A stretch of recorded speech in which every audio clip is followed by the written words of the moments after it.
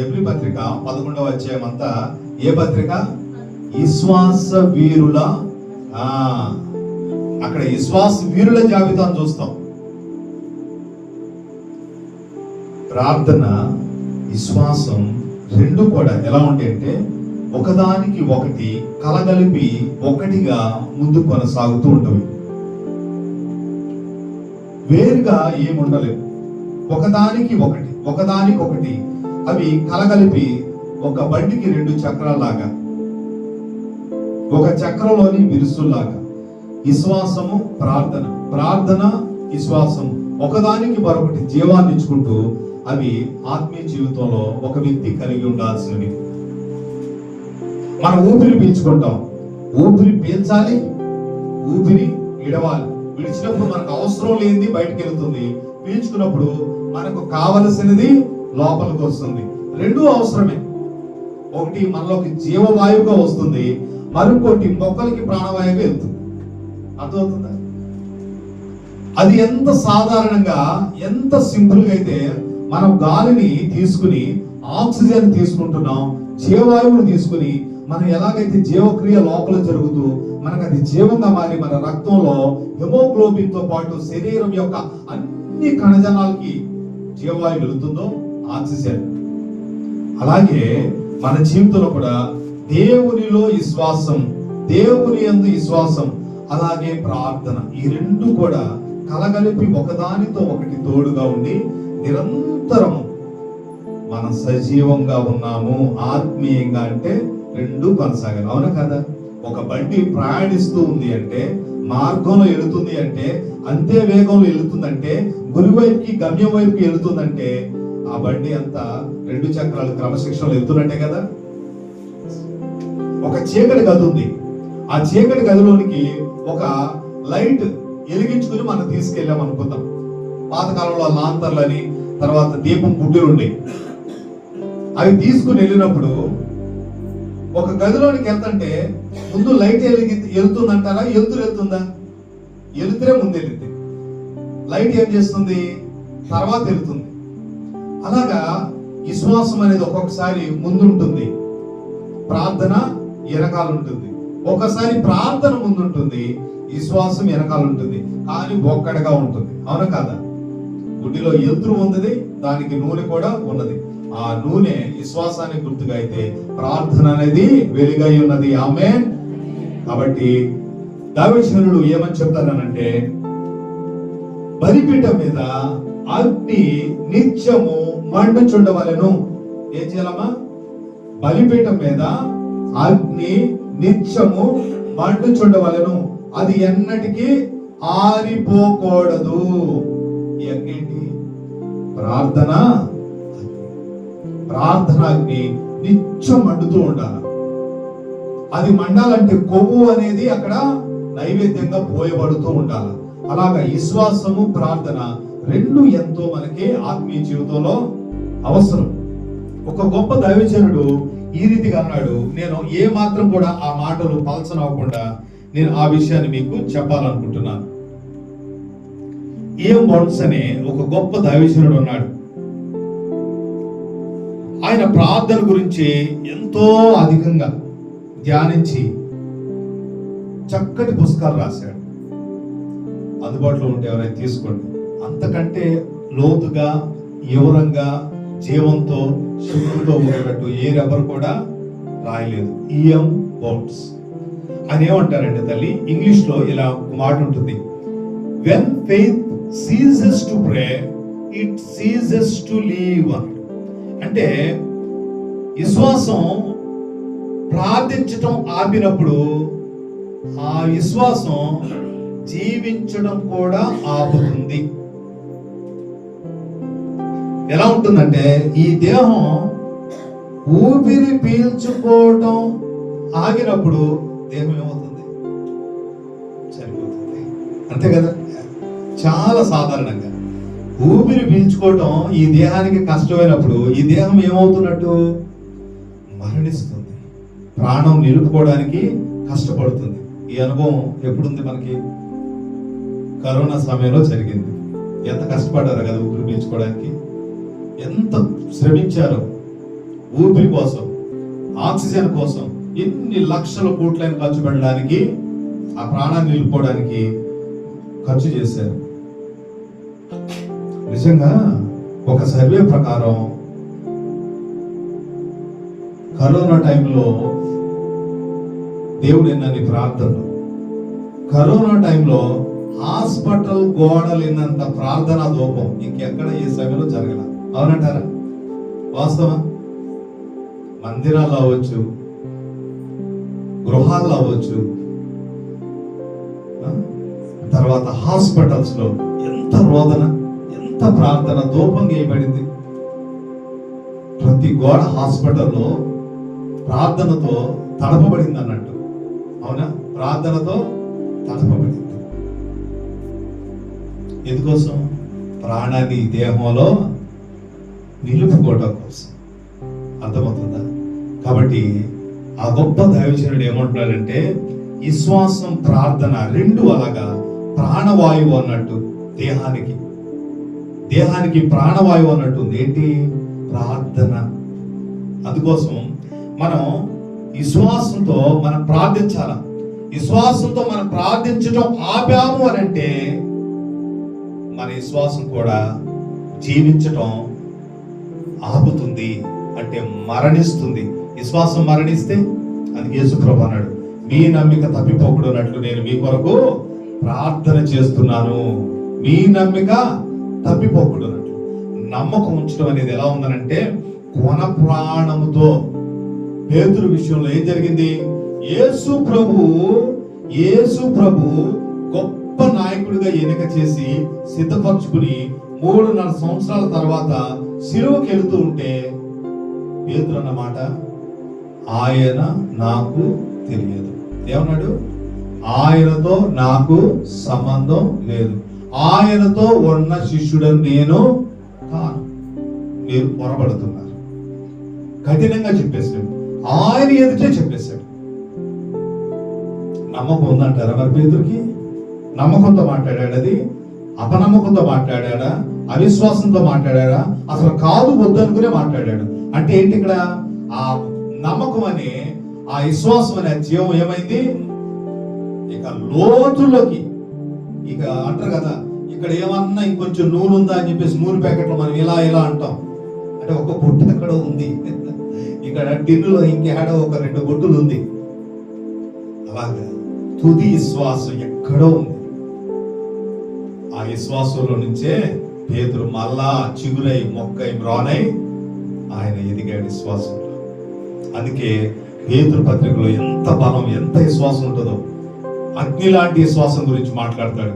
శ్రమల మధ్యలో, ఈ అగ్ని లాంటి పరీక్షల మధ్యలో మన దేవుని నమ్మాలా అంటాడు. ఎందుకంటే ఈ యొక్క అగ్ని ఆ యొక్క బంగారాన్ని ఎంతో శుద్ధ సువర్ణంగా చేస్తున్నప్పుడు, ఇదిగో ప్రభువులో ఈ కష్టం, ఈ శ్రమ, ఈ హింస మనల్ని విశ్వాసం ఎంతో బలపరుస్తుందంట.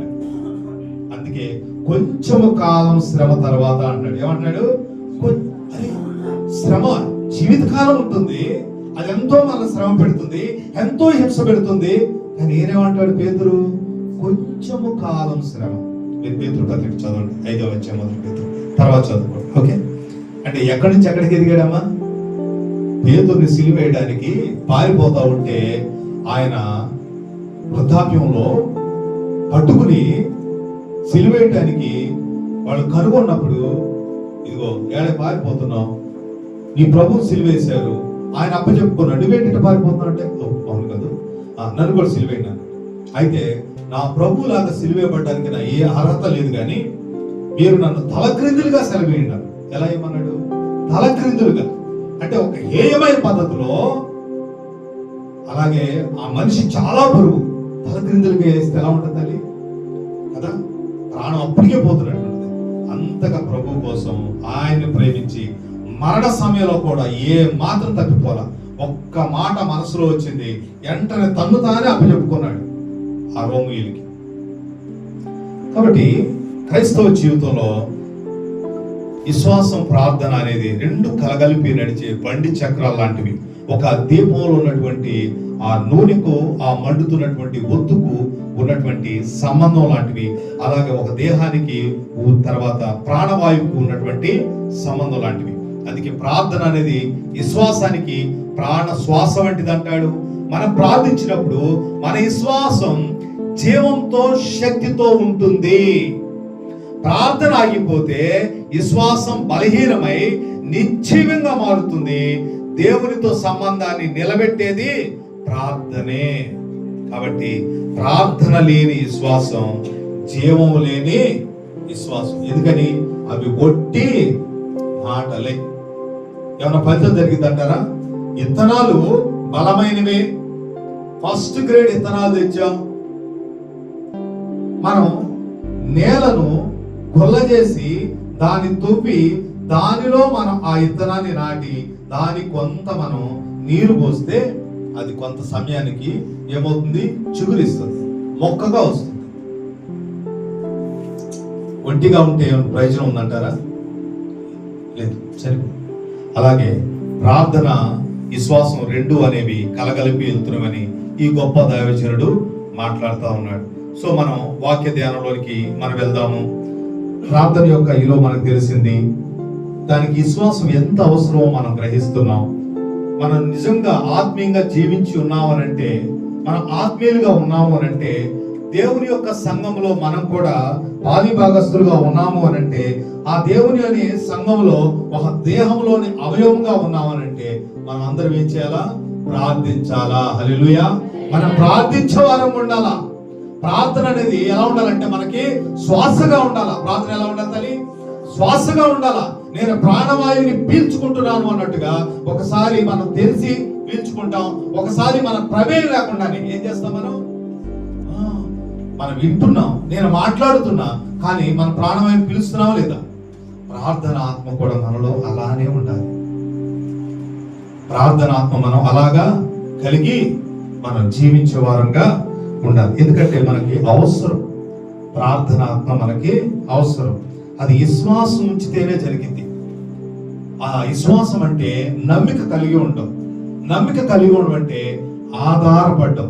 ఎలాగైతే ఈ దూలం ఈ రెండు గోడల మీద అది ఆధారపడిందో, ఎలాగైతే మామిడి చెట్టులో ఒక కొమ్మ ఆధారపడుతూ దీనిలోని జీవాన్ని తీసుకుని ఆ కొమ్మ ఆకులు అలాగే పూత కాయలు వస్తుంటాయో, అదే రీతిగా మనం సాధారణమైనటువంటి నమ్మిక ఉంచాలి.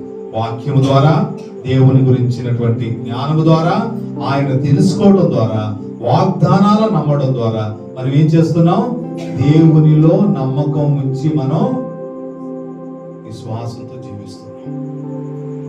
ఎలాగైతే ఈ మామిడి చెట్టులో ఈ కొమ్మ ఆధారపడడం ద్వారా, నిలిచి ఉండడం ద్వారా అది జీవాన్ని తీసుకుంటుందో, అలాగ సంఘంలో మన భాగం అవటాన్ని బట్టి, ప్రార్థనా సహవాసంలో భాగం అవటాన్ని బట్టి, ఆరాధనా కూడికలో భాగం అవటాన్ని బట్టి, ప్రత్యేకమైన ప్రార్థనలో భాగం అవటాన్ని బట్టి, కుటుంబంలో మనం ప్రార్థించడాన్ని బట్టి, వ్యక్తిగతంగా ప్రార్థించడాన్ని బట్టి మనం ఏమవుతున్నాం?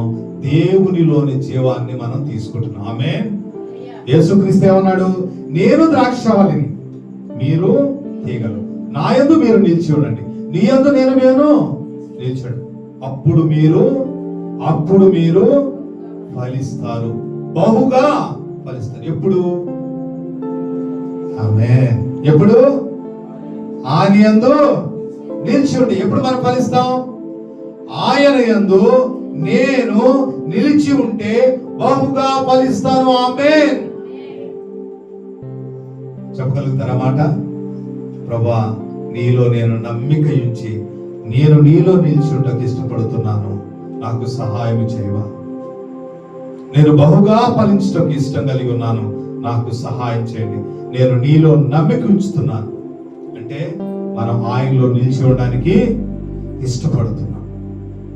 యేసుక్రీస్తు చెప్పాడు, శోధన మీ జీవితాల్లోనికి రాబోతున్నది. ఎవరైనా చెప్పగలరమ్మా శోధన ఎప్పుడు వస్తుందో, ఏ రీతిగా వస్తుందో, ఏ రూపంలో వస్తుందో? ఎవరు చెప్పలేము. దాని ఆరంభాన్ని గ్రహించిన వాడు, తెలుసుకున్నవాడు మన దేవుడు. దాని విషయమైనటువంటి ఇరుగుడును, మార్గాన్ని, జయాన్ని అనుగ్రహించేవాడు మన ప్రభువైన యేసుక్రీస్తు. ఆయన మాత్రమే సమస్తాన్ని ఎరిగినవాడు. కానీ మనల్ని ప్రేమించి మనకేం చేస్తాడంటే హెచ్చరిక చేస్తాడు, మనల్ని కలుసుకుంటాడు, కృప ద్వారా మనకు బోధిస్తాడు, మనకు నేర్పిస్తాడు. మనల్ని ఆ రీతిగా ఏం చేస్తాడు? తప్పించుటకు సిద్ధపరిచేవాడుగా ఉన్నాడు. ఆమేన్. యేసుక్రీస్తు ప్రభు ఆయన శిష్యులతో ప్రయాణం చేస్తూ ఒక సందర్భంలో మాట్లాడుతున్నారు. మార్కు సువార్త 11వ అధ్యాయము, మార్కు సువార్త 11వ అధ్యాయము. ఇక్కడ విశ్వాస ప్రార్థన విశ్వాసానికి ఉన్నటువంటి శక్తిని గురించి యేసుక్రీస్తు మాట్లాడుతున్నారు. మనందరికీ తెలిసినటువంటి సారాంశమే ఇది. 14వ వచనం నుంచి మనం చూస్తే అక్కడ ఏంటంటే, యేసుక్రీస్తు ప్రభు ఆయన మార్గ మధ్యంలో ఆకలిగొని ఒక చెట్టు దగ్గరికి వెళ్ళాడు. ఆ చెట్టు దగ్గరికి వెళ్ళినప్పుడు ఆ చెట్టు ఎలా ఉంది? ఆకులతో అది పచ్చగా ఉంది. ఆకులతో అంజూరపు చెట్టు పచ్చగా ఉంది, కానీ ఏమాత్రం కూడా ఫలాలు లేకుండా ఉంది. యేసుక్రీస్తు ఆకలిగొని అక్కడికి వెళ్ళి దాన్ని శపించి ఆ మార్గ మధ్యలోంచి వెళ్ళిపోయాడు. మరలా తిరుగు ప్రయాణంలో పేతురు అది గమనించి ఆ విషయాన్ని యేసుక్రీస్తుతో, ఇదిగో నీవు శపించినటువంటి ఈ చెట్టు ఇప్పుడు ఏమైందనంట? ఎండిపోయింది అని ఆయనతో చెప్పు. అప్పుడు యేసుక్రీస్తు ఏమన్నాడు? మీరు దేవుని యందు విశ్వాసం ఉంచుడి. తర్వాత ఏమన్నాడనంటే, ఎవడైనా ఈ కొండను చూసి నువ్వు ఎత్తబడి సముద్రంలో పడవేయబడమని చెప్పి తన మనసులో సందేహింపక తాను చెప్పినది జరుగునని నమ్మిన ఎడల. ఇక్కడ ఎంత స్పష్టమైన మాటలు అన్నాడు చూసారా? మీరు దేవుని యందు విశ్వాసం ఉంచుడి. రెండోది, తన మనస్సులో సందేహింపవద్దు. మూడవది, తాను చెప్పినది జరుగునని నమ్మిన ఎడల, అంటే మాట్లాడినది, అంటే ప్రార్థించినది జరుగునని నమ్మిన ఎడల. నాలుగోది రిజల్ట్ ఏంటమ్మా? వాడు చెప్పినది జరుగునని మీతో నిశ్చయముగా చెప్పుచున్నాను. ఇది ప్రభు యొక్క మాట. ఇక్కడ రెండు విషయాలు స్పష్టంగా కనబడుతున్నవి. ఆ రెండు ఏంటంటే, ఇప్పుడు వరకు మనం ధ్యానించినటువంటి విశ్వాసము, ప్రార్థన. ఇక్కడ యేసు ప్రభు దేని గురించి మాట్లాడుతున్నారు? విశ్వాసం గురించి, ప్రార్థన గురించి మాట్లాడుతున్నారు. ఇక్కడ కొండ గురించి యేసుక్రీస్తు ప్రభు సందర్భాన్ని తీసుకొచ్చాడు. అక్కడ చనిపోయింది ఏంటి? అంజూరపు చెట్టు. యేసు ప్రభు దేని గురించి మాట్లాడుతున్నారు? కొండ గురించి. అంజూరపు చెట్టు గురించి మాట్లాడొచ్చు. ఆయన కొండను తీసుకొచ్చాడు. అక్కడ పాఠాన్ని నేర్పడానికి యేసుక్రీస్తు ప్రభు చెబుతున్నాడు. ఎందుకంటే యేసుక్రీస్తు కొంతకాలం తర్వాత వారి మధ్యలో నుంచి తీసివేయబడతాడు. యేసుక్రీస్తు ప్రభు కొంతకాలం తర్వాత వారి మధ్యలో నుంచి ఆరోహణం అవుతున్నారు. వారి జీవితంలో కొండల లాంటి అభ్యంతరాలు రావచ్చు, కొండల లాంటి శోధనలు, సమస్యలు రావచ్చు. వారు సిద్ధపరచబడాలి. అందుకోసం వారికి ఒక పాఠం నేర్పడానికి అంజూరపు చెట్టుని యేసుక్రీస్తు వాడుకున్నాడు. మన జీవితంలో కూడా, మన క్రైస్తవ జీవితంలో మనం నిత్యం శోధనలో ఉన్నాం, పోరాటంలో ఉన్నాం. మన విరోధి అపవాది సాతానుడు ఉన్నాడు. ఎవరు? మన విరోధి, మన శత్రువు. వాడికి ఒక సమూహం ఉంది. వాడు ఏకంగా, బహుబలంగా, ప్రభావంతో, శక్తివంతంగా నిత్యం మన మీద దాడి చేయడానికి వాడు ప్రయత్నిస్తూనే ఉంటాడు. మన దేహాన్ని ఆధారంగా చేసుకుని, లోకాన్ని ఆధారంగా చేసుకుని, లోకముల ఆశలను బాణం వలె మన మీద సంధించి,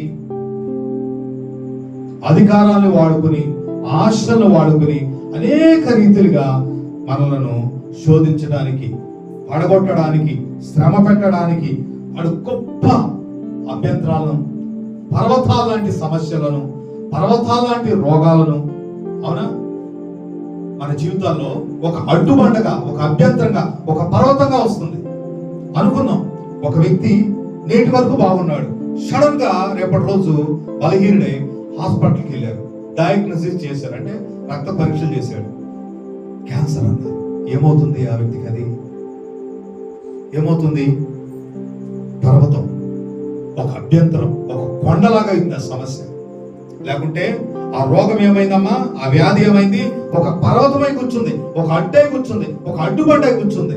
ఆ వ్యక్తి ఇక ఆ విషయంలో ఎంత మదన పడతారో, ఎంత శోధన ఉంటే వెళ్తాడు. ఒక వ్యక్తి అనుకోకుండా మోసపోయి అప్పుల బాధలో పడ్డారు అనుకుందాం. ఎవరి చేత అయినా మోసపోయాడు, లేకుంటే తాను పెట్టిన పెట్టుబడి ఒక వ్యవసాయ విషయంలోనో వ్యాపార విషయంలోనో అనుకోకుండా పూర్తిగా నష్టంలోకి వెళ్ళిపోయింది. ఇప్పుడు ఆ సమస్య ఏమవుతుంది? ఆ వ్యక్తికి గొప్ప పర్వతం. తన ఆత్మీయ జీవితానికి, కుటుంబ జీవితానికి, తన సంతోషకరమైనటువంటి వ్యక్తిగతమైన జీవితానికి ఏమైపోయింది? అదంతా ఆటంకంగా, అభ్యంతరంగా మారిపోయింది. ఆత్మీయ జీవితానికి అయితే మరింత అభ్యంతరకరంగా మారుతుంది. కాబట్టి సాతానుడు ఏం చేస్తున్నాడంటే ఈ విధంగా కుటుంబాన్ని, వ్యక్తిగత జీవితాన్ని, సమాజ జీవితాన్ని, సంఘ జీవితాన్ని కూడా ఎప్పుడు నాశనం చేయాలని చూస్తూనే ఉంటాడు. అది సాతానుడు నిర్దేశించుకున్నటువంటి పోరాటం. వాడి ఆయుధం అదే. నిరుత్సాహంలోకి తీసుకెళ్లాలా, సమస్యలోనికి తీసుకెళ్లాలా. తర్వాత వచ్చే రిజల్ట్ ఏంటి? దేవుని మీద నమ్మకాన్ని పోగొట్టుకుంటాం. నిరుత్సాహంలో, శోధంలో ఎవరైనా ప్రార్థించగలుగుతున్నారా? అవునా? బలహీనంగా ఉన్నప్పుడు మనం ఏదైనా పర్వతం లాంటి సమస్య, ఒక రోగంగానో, కష్టంగానో, కీడుగానో వచ్చినప్పుడు, ఆర్థికపరమైన సమస్యగా నష్టం వచ్చినప్పుడు మోకరించి వెంటనే విశ్వాసంతో ప్రార్థించి కొనసాగుతున్నాం. విశ్వాసంలో లేదు, బలహీనపడుతున్నాం. ఎందుకని? అపనమ్మిక మన జీవితాల్లోనికి వచ్చేస్తుంది.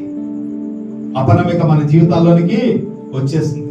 ప్రార్థించడానికి మనకు బలం చాలలేదు. ఎందుకని? నమ్మకం అనేది చనిపోతుంది, శరీరం బలహీనపడుతుంది, కృషించిపోతుంది. ఆ రీతిగా నిరుత్సాహం అనే ఒక అగ్ని బాణాన్ని వాడు మన జీవితాల్లోనికి, హృదయాల్లోనికి ఏం చేస్తున్నాడు? సాతానుడు. యేసుక్రీస్తు ప్రభు చెప్తున్నాడు, మీరు మెలకువగా ఉండండి. మీరు మెలకువగా ఉండండి. ఎలా మెలకువగా ఉండాలి? విశ్వాసం కలిగి ప్రార్థించే విషయంలో మెలకువ కలిగి ఉండాలి. ఈ కొండని, ఈ అభ్యంతరాన్ని, ఈ పర్వతాన్ని మనం పెకిలించాలి అనంటే, తుత్తునీలుగా చేయాలనంటే, మనం పూర్తిగా అడ్డగించి, మనం విరోధించి, మనం జయించాలనంటే విశ్వాసం, ప్రార్థన, ప్రార్థన, విశ్వాసం కలగలిపి ముందుకు మన ఆత్మీయ జీవితంలో కొనసాగుతూ ఉండాలి. హల్లెలూయా. అప్పుడే మన జీవితాలు కట్టబడతాయి, అప్పుడే మన కుటుంబాలు కట్టబడతాయి, అప్పుడే మనం చేస్తున్న దాంట్లో మన విజయాన్ని పొందుతాం, అభివృద్ధి పొందుతాం, దీవెన చూస్తాం. అలాగే సంఘంలో కూడా ఒక ఉద్యమం, ఉధృతమైన ఉద్యమం, ఒక బలమైనటువంటి కార్యాన్ని మనం చూడగలుగుతాము. యేసుక్రీస్తు ప్రభు ఏమంటాడంటే, అది మన శక్తితో మనం చేయలేము అని చెప్తా ఉన్నాడు. అది మీ ఎవ్వరితో కాదు. ఎవరితో అయితేనంట? దేవుని యందు విశ్వాసం ఉంచుడి. ఏమన్నాడు 22వ వచనంలో? దేవుని యందు విశ్వాసం ఉంచాలి. అది విశ్వాసంతో మాత్రమే అయ్యేది.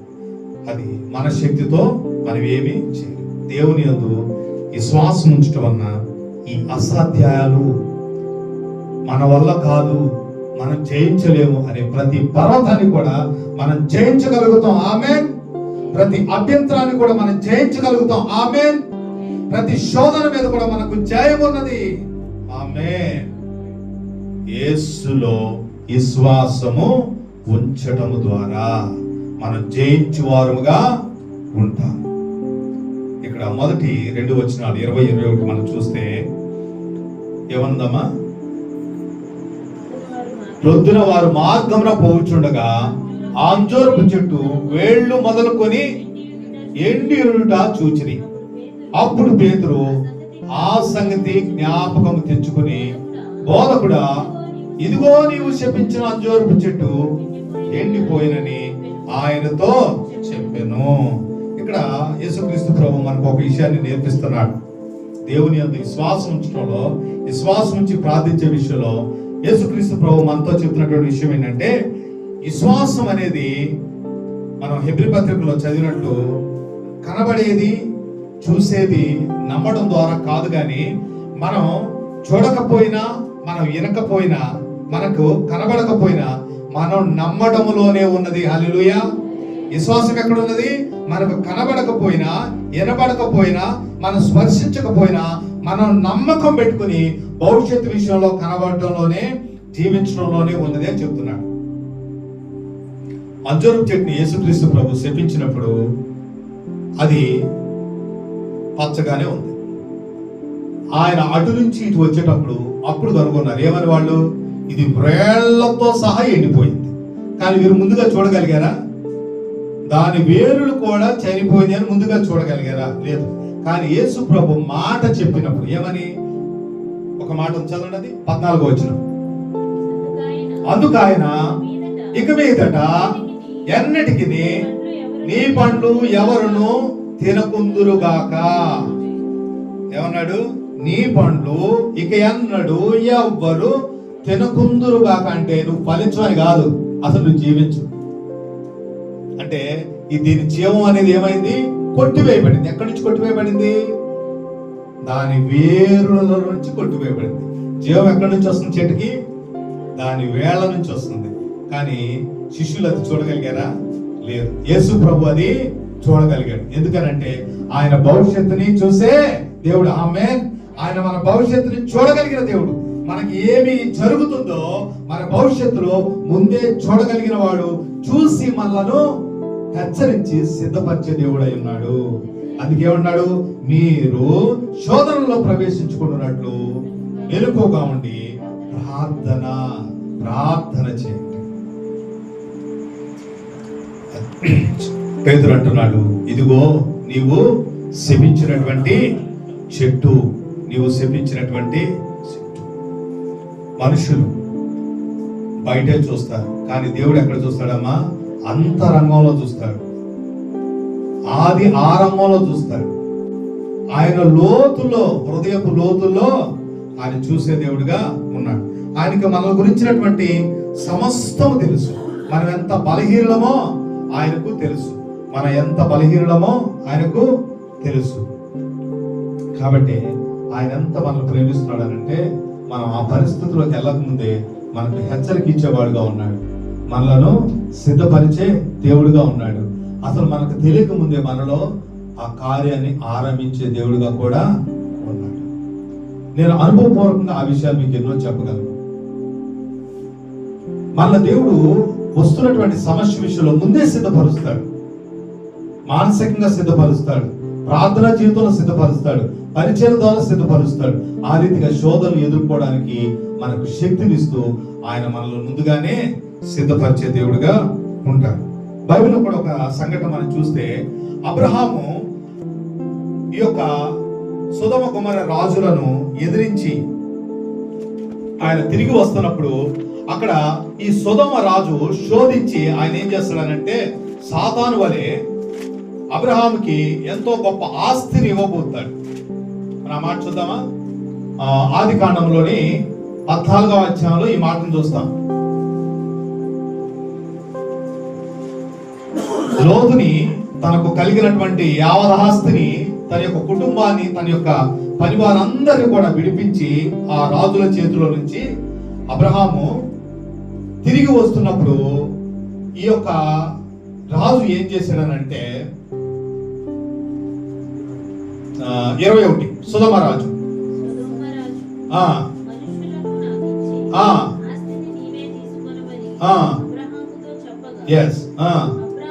అబ్రాము, నేనే అబ్రామును నీవు చెప్పకుండానట్లు ఒక నూలు పోగైనను చెప్పుల వారనైనను నీ వాటిలో ఏదైనను తీసుకొనని ఆకాశమునకును భూమికిని సృష్టికర్త అయిన సర్వోన్నతుడును దేవుడైన యెహోవా ఎదుట నా చెయ్యి ఎత్తి ప్రమాణము చేసి ఉన్నాను.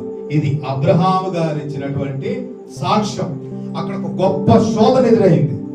అది ఒక సాతాను లాంటి ఒక దూతగా, సాతాను యొక్క ఒక ప్రతినిధిగా ఆ సొదొమ రాజు వచ్చి శోధించాలని అబ్రహాముని దేవుని వాగ్దానం నుంచి బయటకు తీసుకొచ్చి శరీర సంబంధమైన భౌతిక వాగ్దానం ద్వారా అబ్రహాము ధనవంతుడయ్యాడు, దీవించబడ్డాడు అంటూ దేవుని విషయమైనటువంటి ప్రణాళికలోంచి తప్పించాలని చూశాడు. అబ్రహాంకి వాగ్దానం ఇచ్చింది ఎవరు? దేవుడు. దీవిస్తానంది ఎవరు? దేవుడు. అబ్రహాము సంతానాన్ని బహుగా దీవిస్తానంది ఎవరు? దేవుడు. ఆ తర్వాత తరాన్ని దీవిస్తానంది ఎవరు? దేవుడు. ఇదంతా ఎవరి ద్వారా చేస్తానన్నాడు? అబ్రహాము ద్వారా చేస్తానన్నాడు. ఈ అబ్రహాంకి మొట్టమొదటి దేవుని ఎవరి నుంచి రావాలా? దేవుడి నుంచి. కానీ సాతానుడు ఏమంటున్నాడు? నేను నీకు దీవెనిస్తా. ఎలాగా? ఆస్తినిస్తా, గొప్ప ఆస్తినిస్తా అని చెప్పేసి మాట్లాడుతున్నాడు. మీకు ఏమైనా గుర్తొస్తుందా? యేసుక్రీస్తును కూడా సాతానుడు ఎలానే శోధించాడు కదా, నీవు నాకు మొక్కితే ఈ లోకమును దాని మహిమను నేను నీకు ఇస్తాను అంటున్నాడు. ఎప్పుడు సాతాను ఇలాగా శోధిస్తానికి సిద్ధపడతాడు. ఎందుకంటే ప్రణాళికలో నుంచి తప్పించాలి, వాగ్దానంలో నుంచి బయటకు తీసుకురావాలి, విశ్వాసంలో నుంచి పాపం చేసి తొలగిపోయేటట్టుగా చేయాలి. ఆ రీతికి ఏం చేస్తున్నాడు? ఒక కొండ లాంటి శోధన పెడుతున్నాడు. ఒక గొప్ప అభ్యంతరాన్ని తీసుకొచ్చి అడ్డుబండగా పెడతాడు. అక్కడ మార్గానికి, ప్రయాణానికి, దేవుని ఉద్దేశాలకు, దేవుని యొక్క చిత్తం అంతటికి, మనకు మేలు జరగడానికి, మనం దీవించబడడానికి ఆటంకంగా, అభ్యంతరంగా పెడతాడు. అవునా? యేసుక్రీస్తు ఏమో అక్కడ పరిచర్య కోసం సిద్ధపడుతున్నాడు. అక్కడ గొప్ప శోధన చేయించి ఆయన శక్తి చేత, బలము చేత, అభిషేకం చేత నింపబడి ఆయన 3.5 సంవత్సరాలు ఎంతో బలమైన పరిచయం చేయాలి. కానీ ఆటంకపరచడానికి, శోధించడానికి సాతానుడు ఏం చేస్తున్నాడు? ఆస్తిని, ఘనతను, మెప్పును, ఈ లోకం యొక్క మహిమను గొప్ప శోధనలాగా పెట్టేశాడు. యేసుక్రీస్తు చేయించాడు. అలాగే మొట్టమొదటి ఈ యొక్క విశ్వాసులకు తండ్రి అని పిలువబడినటువంటి అబ్రహాము, పిలువబడినటువంటి తరానికి తండ్రిగా ఉన్నటువంటి ఈ అబ్రహాం కూడా ఆ గొప్ప శోధన ఎలా ఎదుర్కొన్నాడు? దేవుని ద్వారా, దేవుడు సిద్ధపాటు చేసినటువంటి మార్గము ద్వారా. దేవుడు ఎలాగా? మెల్కీసెదెకు ద్వారా. మెల్కీసెదెకు అనే అబ్రహామును ముందుగానే ఆ శోధన పసిగట్టి, ఆ శ్రమను పసిగట్టి, ఆ యొక్క గొప్ప పాప సంబంధమైన విషయాన్ని పసిగట్టి ముందుగానే వచ్చింది. అబ్రహాం పిలిచాడా మెల్కీసెదెకుని? ఎదురు చూశాడా మెల్కీసెదెకు కోసం? ఏమన్నా వాగ్దానం ఏమన్నా ఉందా? లేదు. కానీ వాగ్దానంలో భాగంగా మెల్కీసెదెకు అబ్రహాముని కలుసుకుని ఏమంటున్నాడు? మెల్కీసెదెకు, షాలేము రాజైన మెల్కీసెదెకు రొట్టెను ద్రాక్షారసము తీసుకొని వచ్చెను. 18. అతడు సర్వోన్నతులకు దేవుని యాజకుడు. ఏం తీసుకొచ్చాడు? రొట్టెను ద్రాక్షారసం తీసుకొచ్చి ఏం చేశాడు? మొట్టమొదట భౌతికమైనటువంటి దేహమునకు ఉన్నటువంటి ఆకలి తీర్చాడు. అంటే అదొక అవసరత. ఏం అవసరత? ఆకలి తీర్చబడాల. ఆకలి తీర్చబడాలి. అది దేహానికి ఉన్నటువంటి గొప్ప అవసరత. మొట్టమొదట ఆ అవసరత తీర్చాడు. రెండో మాట ఏమన్నాడమ్మా? తర్వాత ఏం చేశాడు? అప్పుడు అతడు అబ్రహామును ఆశీర్వదించి, ఆకాశమునకు భూమికి సర్వ సృష్టికర్త అయిన సర్వోన్నతైన దేవుని వలన అబ్రహాము ఆశీర్వదించబడుగాక అనెను. ఇక్కడ రెండోది ఏం చేశాడు? ఆశీర్వదించాడు. మొదట ఏం చేశాడు? ఆకలి తీర్చాడు. రెండోదిగా ఏం చేశాడు? ఆశీర్వాదం, ప్రాణానికి ఆశీర్వాదం. ఎలా ఇచ్చాడు? అబ్రహామా నీకు ఆశీర్వాదం, అబ్రహామా నీకు ఆశీర్వాదం దేవుని వలనే. నీకు వాగ్దానం చేసిన దేవుడు ఉన్నాడే, ఆయన వలనే నీకు ఆశీర్వాదం. ఆయనే నిన్ను ఆశీర్వదిస్తాడు. ఆశీర్వాదం సదా నీతో ఉంది. నువ్వు ఆశీర్వాదం నిలిచి ఉండు. దేవుని వలనే నీకు ఆశీర్వాదం. ఏ లోకపు రాజు వల్ల గాని, అధిపతి వల్ల గాని, ప్రభువు వల్ల గాని, ఏ ధనవంతుడు అధిపతి వల్ల నీవు ధనవంతుడవు, దీవించబడిన వాడవు కాజాలవు కాకూడదు అని మరొక్కసారి దేవుని వాగ్దానాన్ని స్థిరపరుస్తూ ఆశీర్వదించాడు. రెండో శోధన నుంచి తప్పించబడ్డాడా? మూడో శోధన, అది ఒక ఆత్మలో పాపం చేయకుండా గర్వాంధుడుగా అహంకారిగా నా వలన నేను జయించా 318 మంది నా ఇంట సిద్ధపరచబడినటువంటి సైనికులు తీసుకెళ్లి ఈ రాజుని జయించి, ఇదిగో నా తమ్ముడైనటువంటి ఈ వ్యక్తిని, తన కుటుంబాన్ని కలిగిన ఆస్తంతటిని నేను సంపాదించి తిరిగి తీసుకొచ్చుకున్నా అన్న ఆత్మీయ అహంకారంతో, గర్వంతో పాపం చేయకున్నట్లు ఇక్కడ 3వ మాటగా ఏమని ఆశీర్వదించాడు? నీ శత్రువులను నీ చేతికి అప్పగించిన సర్వోన్నతులకు దేవుడు హల్లెలూయా స్తుతించబడును గాక. అబ్రహామా, నీకు కాదు మెప్పు, నీకు కాదు ఘనత, అసలు నువ్వు కాదు జయించింది. సర్వోన్నతులైన దేవుని వలన నీవు జయించావు శత్రువులను అంటూ గొప్ప శోధన నుంచి, పాపం నుంచి విడిపించాడా లేదా? శోధనల నుంచి దేవుడు ఆ రీతిగా తప్పిస్తాడు. మన శోధనలు గ్రహించాం. అబ్రహాం గారు అక్కడ శత్రువు చేతిలో ఉన్నట్టు తమ్ముడు గురించి ఆలోచించాడు, విడిపించాలని కోరుకున్నాడు. కానీ ఈ శోధన ఎక్స్పెక్ట్ చేశాడా? జయించిన తర్వాత కూడా ఈ శోధన ఎక్స్పెక్ట్ చేశాడా? ఈ కొండలాంటి అభ్యంతరాన్ని ఎక్స్పెక్ట్ చేశాడా? లేదు. కానీ ఎలా వచ్చిందమ్మా? అన్ఎక్స్పెక్టెడ్ గా, అనుకోకుండా, గొప్ప అభ్యంతరంగా.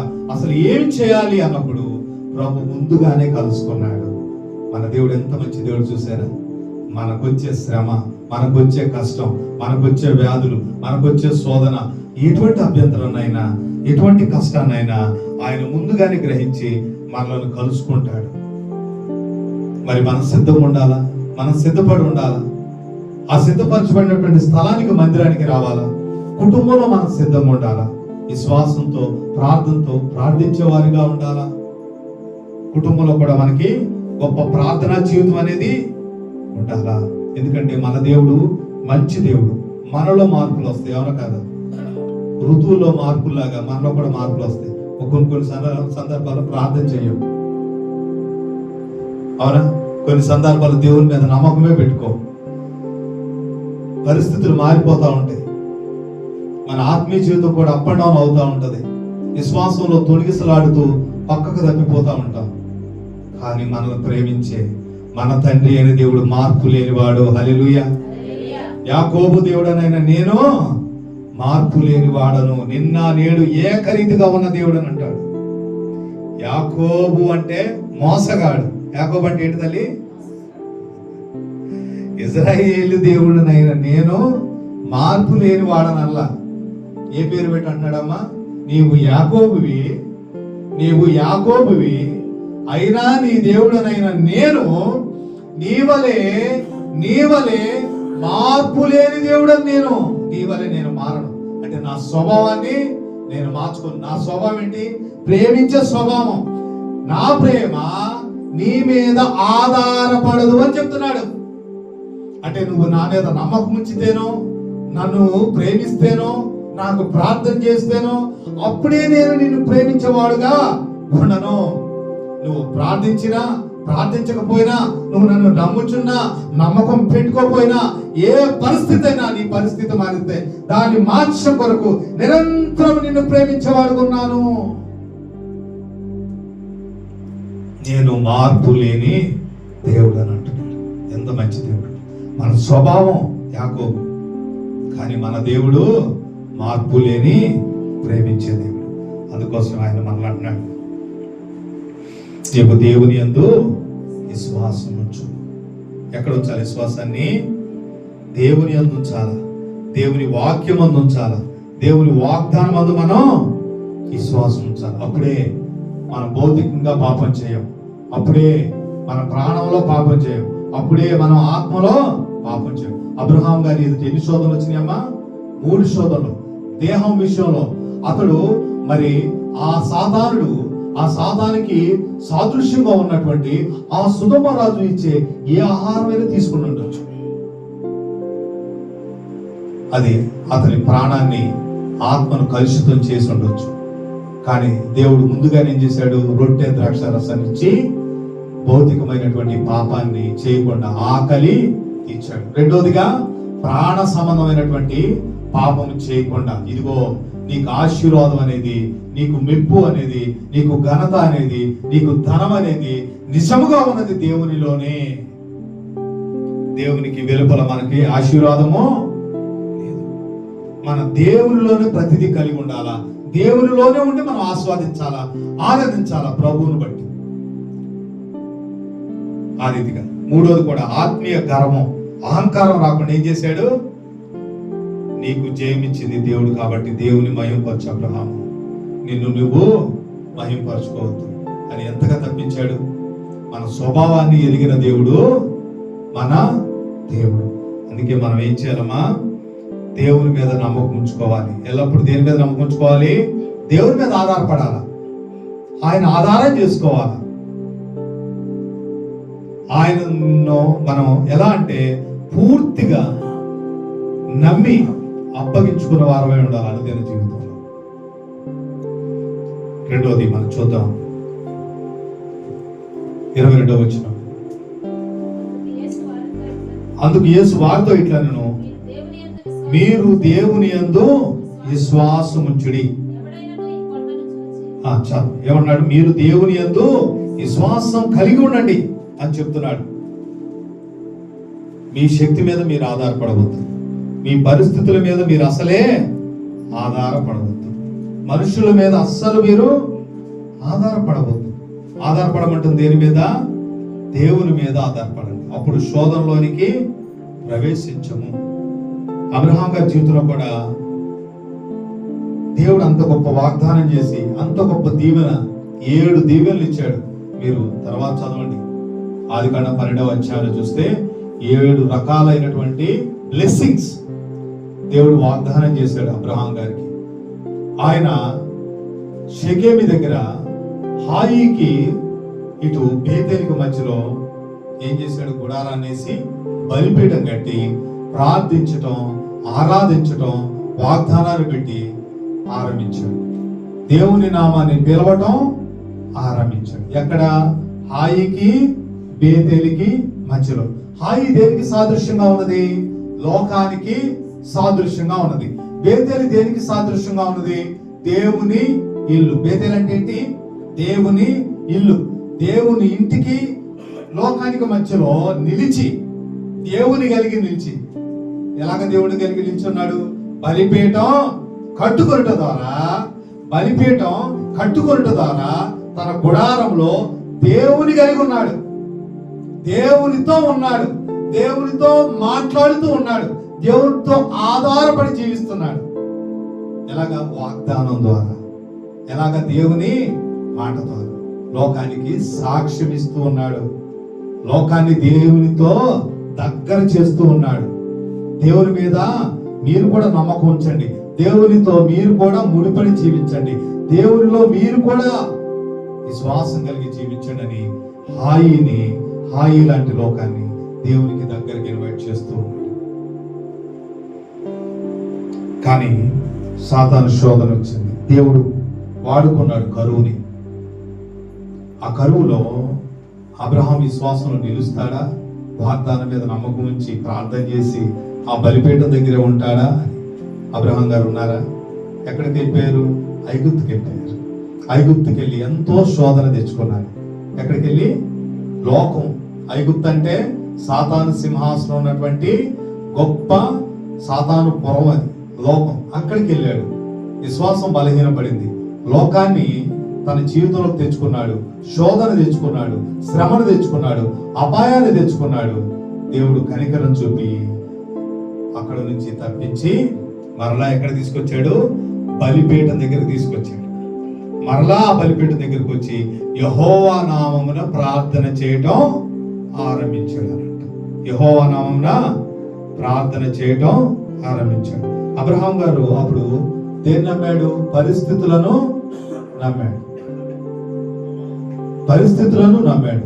తర్వాత తన యొక్క ఫీలింగ్స్ నమ్మాడు. ఏమని ఫీలింగ్స్? కరువు వచ్చింది, గొప్ప కరువు వచ్చింది. నా ఇంత పెద్ద కుటుంబం, నా పరివారు, నాకున్న పశు సంపద, ఇదంతా కూడా తిని జీవంతో ఉండాలంటే, జీవించి ఉండాలనంటే ఏం కావాలా? ఆహారం. ఆహారం ఇక్కడ లేదు. కానీ బలిపీఠం ఉంది కదా, దేవుని వాగ్దానం ఉంది కదా, దేవుని సన్నిధి ఉంది కదా, దేవుడు మాట్లాడుచున్నాడు కదా. ఫీలింగ్స్ మీద ఆధారపడ్డాడు. అందుకోసం ఎక్కడికి వెళ్ళిపోయాడమ్మా? ఐగుప్తుకి వెళ్ళిపోయాడు. అందుకే యేసులో పడ్డాడు, దేవుణ్ణి నమ్మండి, వాక్యాన్ని నమ్మండి, వాగ్దానాన్ని ఆధారం చేసుకోండి, విశ్వసించి ప్రార్థించండి. అప్పుడు శోధనలో నుంచి తప్పించబడతారు. ఎప్పుడు? మన ఫీలింగ్స్ ఆధారం చేసుకోకుండా దేవుని వాక్యాన్ని ఆధారం చేసుకుంటే, మనం చూస్తుంది ఆధారం చేసుకోకుండా దేవుని సన్నిధిని కట్టబడి ఉన్నటువంటి బలిపీఠాన్ని ఆధారంగా చేసుకుంటే మన శోధనలో నుంచి, సమస్యలో నుంచి మనం తప్పించబడతాం, విడిపించబడతాం, మనం దీవించబడతాము. ప్రభు ఎంతో స్పష్టంగా చెప్తున్నాడు. ఎందుకనంటే దేవుడు, మన దేవుడు ఆయన సర్వశక్తిమంతుడు, మన దేవుడు నమ్మకమైన వాడు, మన దేవుడు మార్పు లేనివాడు. మనం జ్ఞాపకం చేసుకున్నాం. మనం ఎంత బలహీనులమో దేవుడికి తెలుసు. అబ్రహాం ఎంత బలహీనుడో దేవుడికి తెలుసు. గొప్ప వాగ్దానం ఉంది. 7 రకాలైనటువంటి దీవెనలు కలిగినటువంటి వాగ్దానాలు దేవుడు ఇచ్చిన అబ్రహాం బలిపీఠాన్ని వదిలేశాడా లేదా? గుడారాన్ని అక్కడ తీసేశాడా లేదా? ఐగుప్తుల గుడారాన్ని వేసాడా లేదా? ఆయన దేవుడు వదిలాడా? అబ్రహాం ఆ సమస్యలో వదిలాడా? అపాయంలో వదిలాడా? తన భార్య గొప్ప అపాయంలో ఫరో రాజు దగ్గర ఉంది. దేవుని గొప్ప వాగ్దానం, ఆమె ద్వారా ఒక బిడ్డగా రావాల్సి ఉంది ఇస్సాకు. ప్రణాళిక అంతా పూర్తిగా నాశనం అవడానికి సిద్ధంగా ఉంది. కానీ దేవుడు బలహీనులైన అబ్రహాం జీవితంలోకి వెళ్ళాడు. ఐగుప్తులు అతన్ని కలుసుకున్నాడు. ఫరో రాజు శక్తిమంతుడు, అధికారం కలిగిన వాడు, బలం కలిగిన వాడు, గొప్ప ప్రభావం అన్నాడు. అయినా దేవుని యొక్క శక్తి ముందు సన్నగిల్లిపోయి అబ్రహామును పిలిచి క్షమాపణ చెప్పి తన భార్యను అప్పగించి గొప్ప సత్కారాలతో ధనధాన్యాన్ని చేసేసాడు, పంపివేశాడు. అక్కడి నుంచి గౌరవముగా, ఎలాగా? గౌరవముగా మహారాజు అని పంపాడంట.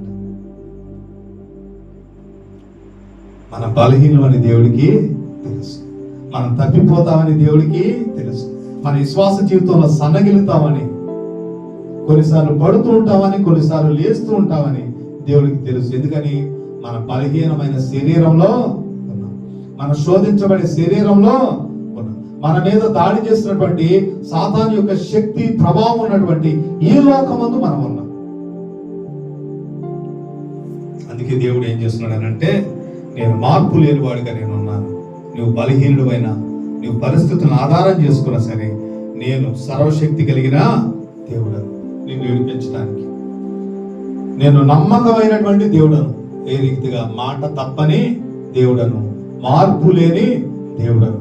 నేను నా సహవాసానికి నిన్ను పిలుచుకున్నాను కాబట్టి, పిలుచుకున్న నేను ఎటువంటి వాడను? నమ్మకమైన వాడు. నాకు చాలా ఇష్టమైన మాట ఇది. కొరింథీయులకు రాసిన పత్రిక 1:9 తర్వాత చదవండి. తన కుమారుడైన యేసుక్రీస్తు సహవాసమునకు మనలను పిలిచిన దేవుడు ఎవరంటమ్మా? నమ్మదగిన కదా. అలాగే మన దేవుడు ఎలా ఉన్నాడమ్మా? మార్పు లేనివాడు. మనం మారిన ఆయన మారని దేవుడు. హల్లెలూయా. అంత మంచి దేవుడను మనం కలిగి ఉన్నాం.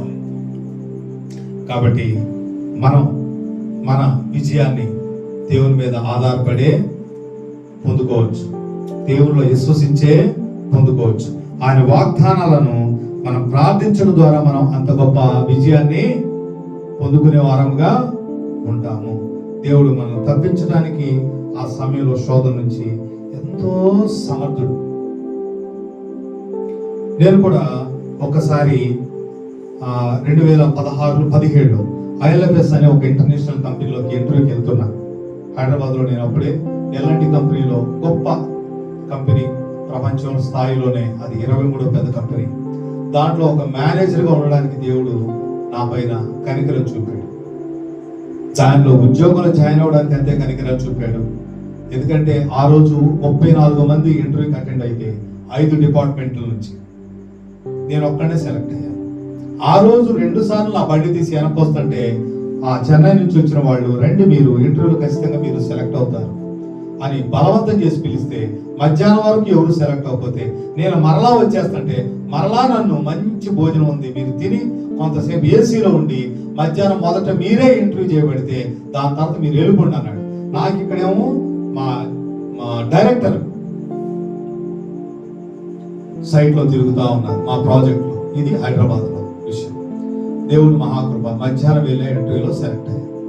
ఒకసారి దేవుడు నన్ను ఏం చేశాడు, ఆ గొప్ప శోధన నుంచి ఆయన ఉద్దేశం ప్రణాళికలు తప్పిపోకుండా నన్ను నిలిచేటట్టుగా చేశాడు. రెండోసారి ఏం జరిగింది, నాకు జీతం పెంచుకోవాలనిపించింది.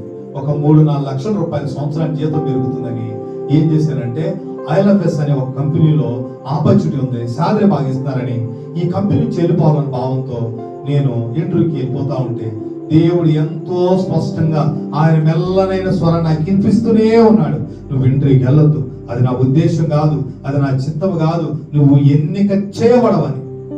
దగ్గరికి వెళ్తూ నేను హైటెక్ సిటీ వెళ్ళిపోయాను.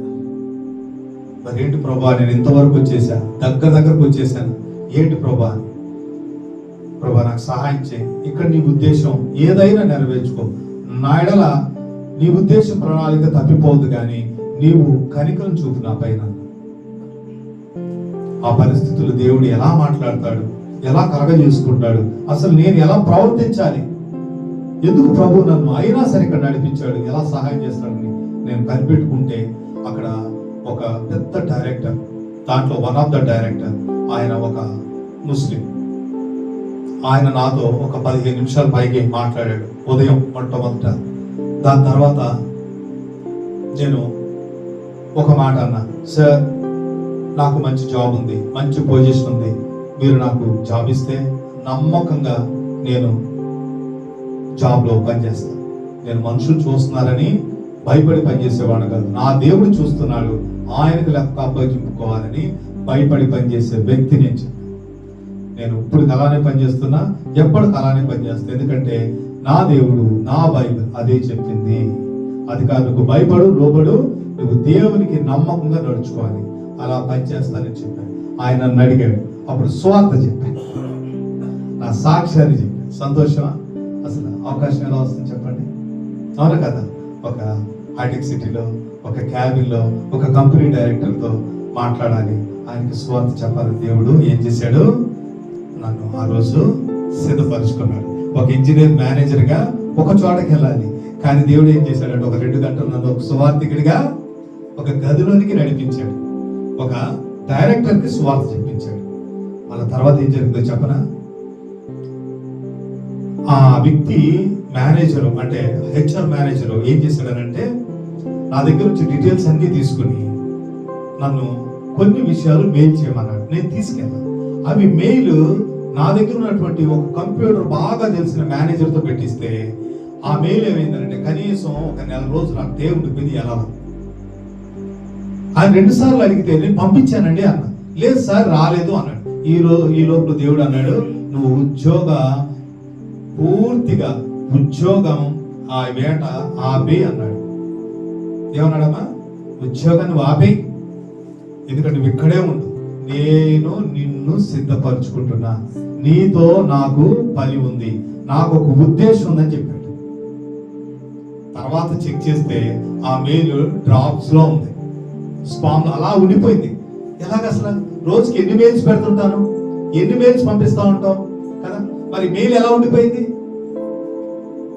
అంటే దేవుని ఉద్దేశం. తర్వాత ఏం జరిగిందనంటే, నాతోటి ఇంజనీర్లు చాలా మందిని సీనియర్స్ తీసేస్తే నేను ఒక 2.5 సంవత్సరాలు ఇన్ఛార్జిగా ఉంటూ బైబిల్ని తీసుకెళ్ళి క్రమంగా చదివి, క్రమంగా ధ్యానించి, గంటలో దేవుని గురించి నేర్చుకున్నా, వాక్యాన్ని నేర్చుకున్నా, జీవించాను.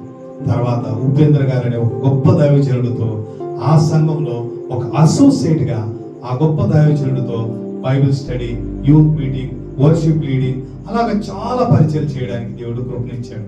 నా భార్య సండే స్కూల్ టీచర్గా 6 సంవత్సరాలు ఆ మినిస్ట్రీలో ఉండి, ఇటు ఉద్యోగం చేసుకుంటూ, ఇటు పరిచయం చేసుకుంటూ. ఈ సిద్ధపాటు అంతా ఎక్కడ జరిగింది, కంపెనీలో.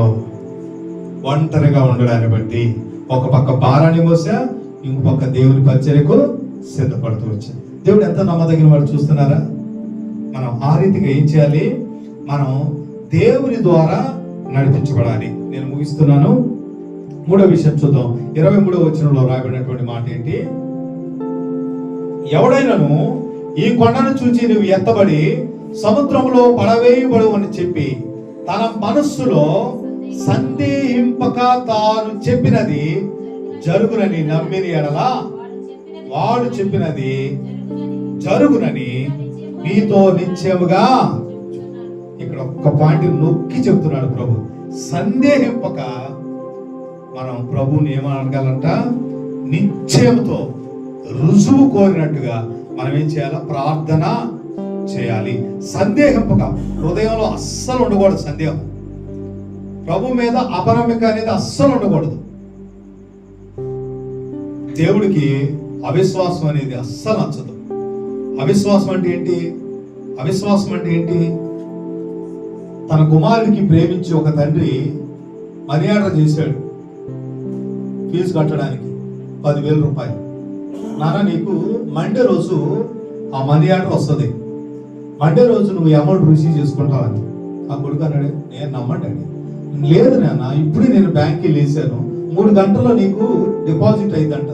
నేను నమ్మను నిన్ను అంటే బాధ ఉంటుందా తల్లిదండ్రులకి? అవిశ్వాసం అనేది, అపనమ్మిక అనేది దేవుని అంత బాధ పెట్టింది. యేసుక్రీస్తు తన శిష్యులు 7 మార్లు గద్దించాడు. వారి యొక్క అపనమ్మికను బట్టి 7 మార్లు గద్దించాడు. ఇప్పటికీ కూడా దేవుడు బాధపడే ఒక విషయం ఏంటంటే, మనం అన్ని పరిస్థితుల్లో దేవుణ్ణి నమ్మకపోవటాన్ని బట్టి దేవుడు ఎంతో బాధపడతాడు, ఎంతో తన హృదయము నొచ్చుకుంటుంది. ఎందుకని? రోమపత్రికలో ఒక మాట ఉంటుంది, తర్వాత చదువుకున్నామా, 8వ అధ్యాయంలో 32వ వచనం అనుకుంటా. మనం అడగలేదు, మనం ప్రార్థించలేదు, మనం అర్జీ పెట్టుకోలేదు, కానీ దేవుడు మనల్ని ఎంతో ప్రేమించి మన కొరకు తన యొక్క కుమారుణ్ణి యేసుక్రీస్తుని ఈ లోకానికి పంపాడు. పంపడమే కాదు, ఏం చేశాడు? మన యొక్క పాప క్షమాపణ కొరకు తన కుమారుణ్ణి సిలువకు అప్పగించాడు, మరణానికి అప్పగించాడు. తన ప్రాణమంతా కూడా దారపోయడానికి తన కుమారుణ్ణి నరహంతకుల చేతికి అప్పగించాడు. మనం ఎవరైనా అర్జీ పెట్టామా తల్లి రక్షణ కోసం? పరలోకం నుంచి నీ బిడ్డను పంపు అని దేవునికి ఏమన్నా మనం ప్రార్థన చేశామా? అడగకుండా ఇచ్చేసాడా లేదా? తన ప్రాణాన్ని, సర్వాన్ని, జీవాన్ని ఇచ్చేసాడు దేవుడు. కానీ అడిగితే ప్రభు అంటున్నాడు, అడిగితే నమ్మకంతో అడిగితే, నన్ను నమ్మి అడిగితే ఆ సందేహాన్ని, అభ్యంతరాన్ని, ఆ కొండను, ఆ పర్వతాన్ని, ఆ శోధను, నయంగాని రోగాన్ని, ఆ వ్యాధిని, నీ కుటుంబ సమస్యను, నీ వ్యక్తిగత సమస్యను, నీ ఆర్థిక పరమైనటువంటి ఆ సమస్య అంతటి కూడా నేను తీసివేస్తాను. ఆమేన్. నమ్ముచున్నారా దేవుడిని అలా చేస్తారని? ఏమా నమ్ముచున్నారా? నమ్మిన వారందరూ గట్టిగా చెప్పండి ఆమేన్. ప్రభువా నేను నిన్ను నమ్ముచున్నాను. ఆమేన్. ప్రభువా నువ్వు చేయగలవని నీలో విశ్వాసం ఉంచుతున్నాను, నీ మాటలో నమ్మిక ఉంచుతున్నాను, నీ వాగ్దానంలో నమ్మిక ఉంచుతున్నాను, ఓ నీ సన్నిధిలో నమ్మిక ఉంచుతున్నాను, మార్పు చెందని ప్రభువా నీ ప్రేమలో నమ్మిక ఉంచుతున్నాను, నీ కార్యములో నేను నమ్మిక ఉంచుతున్నాను. ఓ నువ్వు మార్పు లేని దేవుడవు. ఆ మాట మనం నిత్యం దేవునితో చెప్పాలి. ఎందుకంటే మనం అడక్క ముందే తన కుమారుని ఇచ్చాడు. ఇంకొకటి మీరు ఆలోచన చేయండి, పేపర్ పెట్టి రాయండి తల్లి, ఒక తెల్లటి పుస్తకం పెట్టుకుని రాయండి. దేవుడికి ప్రార్థించి మీరు ఏం పొందుకున్నారు, ఎన్ని పొందుకున్నారు, ఎన్ని అనుభవిస్తున్నారు రాయండి. దేవునికి ప్రార్థించకుండా, దేవునికి మనం అడగకుండా మనం ఎన్ని ఆయన నుంచి పొందుకున్నాం, ఎంత అనుభవిస్తున్నాం. అది ఆరోగ్యం అవ్వండి, లేకుంటే కుటుంబంలో క్షేమం అవ్వండి, మన వ్యాపారాలు అభివృద్ధి అవ్వనండి, మన చేతి పనులు అభివృద్ధి అవ్వనండి, ఎంత మనం అనుభవిస్తున్నాం. శోధన నుంచి తప్పించబడ్డం, అపాయాల నుంచి తప్పించబడ్డం, సాతాను కీడు నుంచి తప్పించబడ్డం, ప్రాణాపాయాల నుంచి తప్పించబడడం, బిడ్డలు క్షేమంగా ఉండడం, భర్త క్షేమంగా ఉండడం, భార్య క్షేమంగా ఉండడం, కుటుంబం అంతా భద్రంగా ఉండడం, పోషించబడడం, ఇవన్నీ మనం అన్ని పరిస్థితుల్లో దేవుణ్ణి అడిగి అధికంగా పొందుకున్నామంటారా? అడగకుండానే ఆయన మనకిస్తున్నాడు. అమ్మా, అడగకుండానే మనల్ని ప్రేమించి మన సొంత తండ్రిలాగా, మన కన్న తండ్రిలాగా మనకు పరలోకం నుంచి అన్ని కూడా అనుగ్రహించే గొప్ప దేవుడుగా ఉన్నాడు. ఆమేన్. అందుకే చక్కటి మాట ఫిలిప్పీ పత్రికలో ఉంటుంది. ఏమని ఉంటుంది? మనం అడుగు వాటన్నిటికంటేనూ ఊహించు వాటన్నిటికంటేను అత్యధికముగా దయచేయ శక్తి గల దేవుడు. ఈ దేవుడు ఎవరు? అత్యధికముగా చేయ శక్తి కలిగిన దేవుడు. అత్యధికముగా చేయుటకు, అనుగ్రహించుటకు శక్తి కలిగినటువంటి దేవుడు. హల్లెలూయా. ఎప్పుడు చేస్తాడనంట? అడుగు వాటన్నిటికంటే, ఊహించు వాటన్నిటికంటే. Conditions apply. ఏ కండిషన్స్ చెప్పాలి? ఏ కండిషన్స్? అక్కడ ఏమని రాయబడింది? అడుగు వాటన్నిటికంటే, ఊహించు వాటన్నిటికంటే. అంటే దేవుడు ఇది నాకు చేయాలా, దేవుడు నా కుటుంబంలో ఈ కార్యము చేయాలా, ఈ శోధన నా జీవితంలో తప్పించాలా, దేవుడు నాకు ఈ రీతిగా కృప చూపాలా, దేవుడు నన్ను, నా కుటుంబాన్ని దీవించాలా, మా సంఘాన్ని దీవించాలా, మా పరిచర్యలను దీవించాలా, మా సేవకుడిని బలపరచాలా, మా సేవకు, పరిచర్యకు, తన సేవా కుటుంబానికి తోడుగా ఉండాలని మనము అడుగు వాటన్నిటికంటే, ఇలాగ మనం ఊహించు వాటన్నిటికంటే అత్యధికముగా చేయ శక్తి కలిగిన దేవుడు. ఎప్పుడు చేస్తాడు ఆయన? అడగాల. అడిగితే నేను చేయుటకు శక్తి కలిగిన దేవుడు అని అంటున్నాడు. అర్థమవుతుంది మీకు? ఇక్కడ దేవుడు ఎప్పుడు చేస్తానంటున్నాడు? మనము నోరు తెరిచి అడిగితే ఆ దేవుడు చేయుటకు, అడుగు వాటన్నిటికంటే, ఊహించు వాటన్నిటికంటే అత్యధికంగా, అంటే ఘనముగా, గొప్పగా, మహిమ కలుగునట్లుగా ఆయన నామానికి, ఆయన బిడ్డలకు చేయటానికి శక్తి కలిగినటువంటి దేవుడు. మనం అడగకపోతే ఆయన్ని చేతులు కట్టేసినట్టుగా అవుతుంది. అడగకపోతే ఏమవుతుంది తల్లి? ఏమవుతుంది? దేవుని చేతులు కట్టేశాం. అర్థమవుతుందా? మనం ప్రార్థన ద్వారా దేవుణ్ణి అడగాల. దేవుడు చేయడానికి సిద్ధంగా ఉన్నాడు. ఆయన శక్తిమంతుడు, ఆయన సర్వశక్తిమంతుడు, ఆయన మనం ప్రేమించే కన్న తండ్రి, ఆయన మార్పు లేని దేవుడు. కానీ మనం ఏం చేయాలి? ప్రార్థించాలి. విశ్వాసంతో మనం ప్రార్థన వ్యక్తపరచాలి, అడగాల. అప్పుడు దేవుడు ఏమంటున్నాడు? నేను చేయుటకు శక్తిమంతుడైన దేవుడు. అడగండి అంటున్నాడు దేవుడు. అడగండి అని అంటున్నాడు.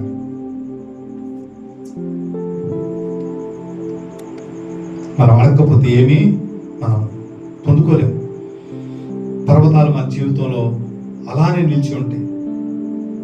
పర్వతాలు తొలగించబడాలి అని అంటే మన విశ్వాసంతో ప్రభువుని అడగాలి. చివరి మాట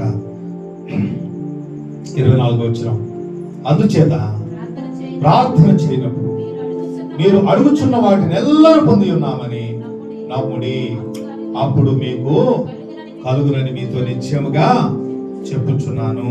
మీరు ప్రార్థన చేయనప్పుడు ఏమన్నమాలా? పొందితిని ప్రభువా, నేను పొందితిని, నేను పొందితిని అని నమ్మి స్తుతించవారం ఉండాల. దేవునికి అప్పచెప్పి మనం సమాధానంతో మన పనుల్లో మనము ముందుకు కొనసాగే వారంగా ఉండాలి. ఎలాగా? ప్రార్థించి నేను పొంది ఉన్నాను. ప్రభువైన యేసు కొండ మీద ప్రసంగంలో ఆయన చెబుతూ పరలోకమందు ఉన్నటువంటి దేవుణ్ణి మనకి ఏమవుతాడని చెప్తున్నాడు? పరలోకమందున్న మా తండ్రి. ఆ పరలోకంలో ఒక దేవుడు ఉన్నాడు. ఆ దేవుడు ఎవరు? తండ్రి. ఎవరు? మనకి తండ్రి అయి ఉన్నాడు. అందుకే ఆయన 6 సార్లు అన్నాడు, మీరు చింతించవద్దు. ఏమన్నాడమ్మా?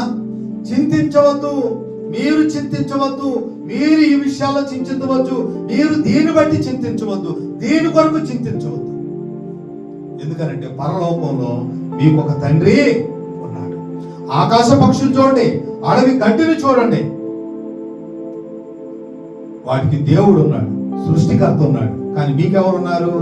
పరలోకంలో తండ్రి ఉన్నాడు. చింతించవద్దు అనేది ఏంటంటే ఆజ్ఞ.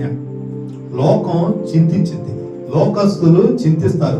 ఆ చింతించడం అనేది వాళ్ళ జీవితంలో ఫస్ట్ గేరుగా రోజు ఆరంభమైంది. ఉదయం లేకగానే ఫస్ట్ గేర్ వేస్తారు. ఏంటా గేరు? చింతించాలి. చింతించడం అంటే అది డ్రైవింగ్ ఫోర్స్ అంటారు. అంటే వారిని నడిపించేది అదే, వారిని ఆలోచింపజేసేది అదే, వారిని ముందుకు తీసుకెళ్లేది అదే. దేని గురించి? ఆస్తుల కోసం, సంపదల కోసం, గెలుచుకోవడం కోసం, దోచుకోవడం కోసం, దాచుకోవడం కోసం, ఇంకా ఎన్నో మోసం చేయడం కోసం, ఏదైనా ధనం కోసం, ఆస్తుల కోసం, పేరు కోసం, మెప్పు కోసం, ఘనత కోసం, మహిమ కోసం చింత కలిగి ఉంటారు. కానీ మన పరలోకపు తండ్రి ఏమన్నాడంటే, అవసరమా, మీకేం కావాలో నాకు తెలుసు, మీకేం కావాలో నాకు తెలుసు, మీకు ఏం అవసరతోయో నాకు తెలుసు, నీ కుటుంబానికి ఏం కావాలో తెలుసు, నీ జీవితానికి ఏం కావాలో తెలుసు, మీ సంఘానికి ఏం కావాలో తెలుసు. కాబట్టి మీకు అవసరమైనది ప్రార్థన చేయండి. మొట్టమొదట నన్ను స్తుతించి ఆరాధించండి. మీకు కావాల్సింది ఏందో అడగండి. అడిగితే, నోరు తెరిస్తే పర్వతాలను మీ ఎదుటి నుంచి తొలగించేస్తా. సందేహం వద్దు. దీంట్లో మనం చాలా సార్లు బలహీనపడతాం. ఎలా అంటే, నోరు తెరవం కానీ మనం ఏమంటున్నాం, పర్వతాలు తొలగిపోవాలా అంటే మౌత్ ఓపెన్ చేయమంట, మౌంటైన్స్ దారిలో నుంచి తొలగిపోవాలి. అదేలాగా మౌత్ ఓపెన్ చేయం. అందుకే విశ్వాసం గురించి రాయబడిన మాట ఎలా ఉంటుంది, రోమీ పత్రికలో చదివితే మీరు 10వ అధ్యాయంలో, విశ్వాసం అనేది బయటికి వ్యక్తపరచడం ద్వారా ఏమొస్తున్నామా, రక్షణ. నమ్మకం లోపల ఉంది. వాగ్దానాన్ని నమ్మాం, దేవుణ్ణి నమ్మాం, ఆయన శక్తిని నమ్మాం. అది బయటికి ప్రార్థించడం ద్వారా, విశ్వాసంతో వ్యక్తపరచడం ద్వారా ఏమవుతుంది, రక్షణ కలుగుతుంది. అందుకే ఒక మాట చదవండి, కీర్తన గ్రంథం 50:23. నాకు చాలా ఇష్టమైన మాట. స్తుతి యాగం అర్పించువాడు నన్ను మహిమపరచుచున్నాడు, నేను వానికి దేవుని రక్షణ కనపరచున్నట్లు. ఏం చేసుకున్నాడంట, దేవుని రక్షణ కనపరచున్నట్లు మార్గము సిద్ధపరచుకుని. ఎవరు, స్తుతి యాగము. నోటితో మనం ఏం చేయాలి, స్తుతించాలి, ఆరాధన చేయాలి. అలాగ మనం నోరు తెరిచి మన హృదయంలో ఉన్నటువంటి దేవుని పైన నమ్మకని, మనం దేవుని మీద ఆధారపడుతున్నటువంటి ఆ విధానాన్ని మోకరించి ప్రార్థించడం ద్వారా మన పరలోకమందు దేవుని సన్నిధిలో మనం కనబడతాం. అప్పుడు దేవుని యొక్క హస్తం ఏం చేస్తుందంటే, బలముగా కదిలించబడి మన జీవితంలో అద్భుత కార్యాలు చేసేదానికి కారణమవుతుంది. ఇక్కడ దేవుడు అదే మాట రాయించాడు. దేవుడు మనం ప్రార్థించినప్పుడు, నమ్మికతో ప్రార్థించినప్పుడు మరీ స్తుతిస్తూ, ఏ విధంగా, నేను నమ్ముచున్నాను తండ్రి, నేను నమ్ముచున్నాను ప్రభువా, నేను ప్రార్థించింది నేను పొంది ఉన్నానని నేను విశ్వాసాన్ని వ్యక్తపరుస్తున్నానంటే, నీవు ప్రార్థన అన్న దానిలో నుంచి, విశ్వాసం అన్న దానిలో నుంచి ఇంకొక మెట్టు పైకి ఎదిగి 2వ అంతస్తును స్తుతిస్తే ఆరాధిస్తాను, కృతజ్ఞతలు చెబుతున్నాం. కృతజ్ఞతలు ఎప్పుడు చెబుతాం, పొంది ఉన్నప్పుడు చెబుతాం. అవునా? థ్యాంక్స్ ఎప్పుడు చెబుతాం, రిసీవ్ చేసుకున్నప్పుడు చెబుతాం. అవునా? అంటే మనం దేవునికి కృతజ్ఞతలు చెబుతున్నాం అని అంటే, మనం దేవుడికి ప్రార్థించింది విశ్వాసంతో మనం మొక్కుకుంది మనం పొంది ఉన్నామని నమ్మామనంటే, దేవుని మనం స్తుతిస్తున్నాం అనేది అర్థం. ఆ సమయంలో దేవుడు ఏం చేస్తున్నాడు, ఊరుకుంటాడంట? లేదు. ఆయన ఏమన్నంటే, నువ్వు నన్ను సింహాసనం మీద కూర్చోడనివ్వకుండా నీ ఒక రెడ్ కార్పెట్ వేసి, నీకు రక్షణ కలగడానికి, నీకు విడుదల కలగడానికి, నీకు జయం కలగడానికి, నువ్వు కోరింది, ప్రార్థించింది నీకు నేను అనుగ్రహించడానికి నువ్వు రెడ్ కార్పెట్ వేసావు. మనం ప్రార్థించింది నమ్మడంలో అంత గొప్ప కార్యం. దేవుడు మౌనంగా ఉండడు, సింహాసనం మీద కూర్చోలేడు. ఎప్పుడు దేవుణ్ణి అంతగా మనం, ప్రభా నేను పొంది ఉన్నానని మనము నమ్మగలిగినప్పుడు. నాకు 2017లో భయంకరమైన అల్సర్.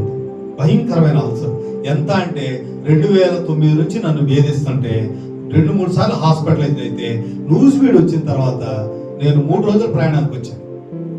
అయితే అనుకోకుండా 2 రోజులు ఎల్వి తిన్నా. 2వ రోజు కూడా మధ్యాహ్నం తినాల్సి వస్తే అనుకోని రీతిగా అల్సర్ వచ్చేసి భయంకరమైన పేరు వచ్చి తాతయ్య బాబు హాస్పిటల్లో జాయిన్ అయిపోయాను. ముందు అమెరికన్ హాస్పిటల్లో 1.5 డే ఉన్నా. ఇంటికి వచ్చా, మళ్ళీ తాతయ్య బాబు హాస్పిటల్కి వెళ్ళా, మళ్ళీ ఇంటికి వచ్చా, మళ్ళీ గంగాధర హాస్పిటల్లో జాయిన్ అయిపోయా. ఇంకెక్కడికి వెళ్ళాలి అర్థం కాక చెలో హైదరాబాద్ వెళ్ళిపోయి అక్కడ చూపించుకున్నా. అయితే ఆ రోజు శుక్రవారం సెలవు పెట్టా. శనివారం సెలవు పెట్టా, వరుసగా 5 రోజులు సెలవైంది. ఈ 2 రోజులు ఏం చెప్పిన, హైదరాబాద్ నుండి కడుపులో మంట, నేను డ్యూటీకి రాలేకపోతున్నా. కడుపులో మంటకి డ్యూటీ రాలేకపోవడం ఏముంది, కానీ నాకు తెలుసు బాధ ఏంటో. ప్రాణం పోతుందంట, నిలబడలేకపోతున్నా, అసలు మాట్లాడలేకపోతున్నా, ఊపిరి పీల్చుకోవడం కష్టం అవుతుంది, అసలు ప్రాణం వదులుతున్నానేమో అని చెమట కక్కుతుంది శరీరం అంతా. అటువంటి పరిస్థితి భయంకరం. ఆ శనివారం ఆదివారం రాత్రి ఎంత అంటే ఇక ఊపిరి పోద్దేమో అనుకుని గాలి పీల్చుకోవడం కోసం శ్వాస ఆడకపోతే కరోనా సమయంలాగా ఊపిరి పీల్చుకోవడం పైకి వెళ్ళి మేడ మీద కాసేపు ఊపిరి పీల్చుకొని 12 అయింది. చీకటి ఉండి కొంత భయంగా అనిపించి, ఎందుకంటే పెద్ద చెట్లు ఉంటాయి. మళ్ళా కింద దిగి, తండ్రి నేను పూర్తిగా నీ మీద నమ్మకం ఉంచుతున్నా, నువ్వు నన్ను తగ్గిస్తావు, నాకు స్వస్థత ఇస్తావని నేను నమ్మి నేను స్తుతిస్తాను. ఎందుకంటే నేను ఆడకముందే నీ కుమారుని ఇచ్చేసాను, నేను స్వస్థత కావాలని అడుగుతున్నాను, నీకు ప్రార్థన చేస్తాను, నాకు స్వస్థత ఇవ్వు, నాకు విడుదల ఇవ్వు, నన్ను సంపూర్ణ ఆరోగ్యం గలవారికి చెయ్యి, లేదా నా ప్రాణాన్ని తీసేసుకో. కానీ నా యవనపు భార్య బిడ్డలు ఇద్దరు, వారిని జ్ఞాపకం చేసుకుని వారిని పోషించు అని నెమ్మదిగా వెళ్ళిపోయిన భార్యతో కూడా పిల్లల మధ్యలో పడుకున్నాను. ఎందుకంటే ఆ రాత్రి నెమ్మదిగా ఉందాం అనుకున్నాను. ఉదయం మా బావగారి పోలీస్ డిపార్ట్మెంట్ మచిలీపట్నం నుంచి వస్తూ ఆయనది ఎన్వి తెచ్చారు, ఆయనకి ఏదో నేను ఎన్వి పెట్టాను, ఆయన కైకులూరు కాబట్టి అక్కడ నుంచి చేప తీసుకొచ్చారు. ఇదంతా నేను జరిగి చెప్తున్నాను. తర్వాత ఏమైందంటే ఆఫీస్లో ఎన్నడూ టిఫిన్ చేయను, అందరికి తెలుసు డేవిడ్ సార్ ఒక్క చెంచాడు చట్నీ తింటాడు అంతే, అది ఇడ్లీ అయితే తింటాడు, ఆయిల్ ఐటమ్ ఉంటాడు. కానీ తిన్నాను. 3వ రోజు ఏమి కాదు, కడుపు సలగా ఉంది. ఆ రోజు నుంచి ఈ రోజు వరకు అంతే. ప్రైజ్ ది లార్డ్, ఆమేన్. సమస్త మహిమ దేవునికి. దేవుడు ఎంత నమ్మదగిన వాడు చూశారు. నేను బిర్యానీ తినాలంటే 3 రోజులు నా బాధకు సిద్ధమై తినాలి. మా ఇంట్లో కొంచెం కారం ఏదైనా మసాలా అనేది అసలు మసాలా మర్చిపోయాము. దేవుడు ఎంతగా స్వస్థపరిచాడు. మన దేవుడు నమ్మదగినది. ఆయన మనకు తండ్రిగా ఉన్నాడు. 2 గుడ్డివాళ్ళ సంగతి మీకు తెలుసా? 2 గుడ్డివాళ్ళు ఉన్నారు. మత్తయి సువార్త 9వ అధ్యాయం చదువుతాం. వారు దారెంట, దావీదు కుమారుడా మమ్మల్ని కరుణించు, దావీదు కుమారుడా మమ్మల్ని కరుణించు, దావీదు కుమారుడా మమ్మల్ని కరుణించు అని కేకలేశారు. ప్రభు వారి కేకల్ని పట్టనట్టుగానే ముందుకు వెళ్ళిపోయాడు. ఇంటి వరకు వెళ్ళిపోయాడు యేసు ప్రభు. అయితే ఆ గుడ్డివారు ఇంటిలోకి కూడా వెళ్ళిపోయి, ప్రభువా మమ్మల్ని నువ్వు కరుణించు అని అడిగితే, మీకేం కావాలా? కంటి చూపు కావాలా? మీరు నమ్ముచున్నారా నేను స్వస్థపరచగలనని అని ప్రభు అడిగాడు. వారు ఏమన్నారు? 29వ వచనంలో, వారు నమ్ముచున్నాము ప్రభు. ప్రభు ఏమన్నారు?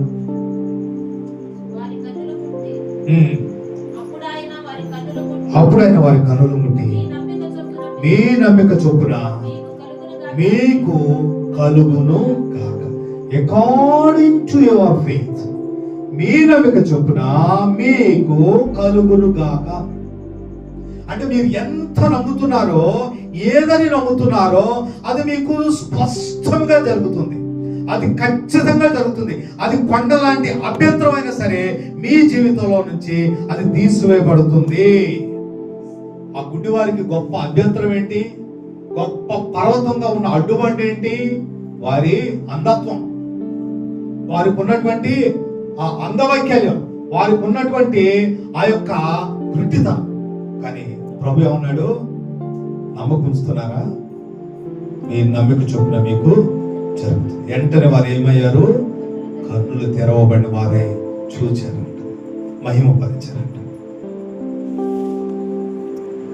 ఒక సైన్యం యుద్ధంలో పోరాటం చేస్తుంది.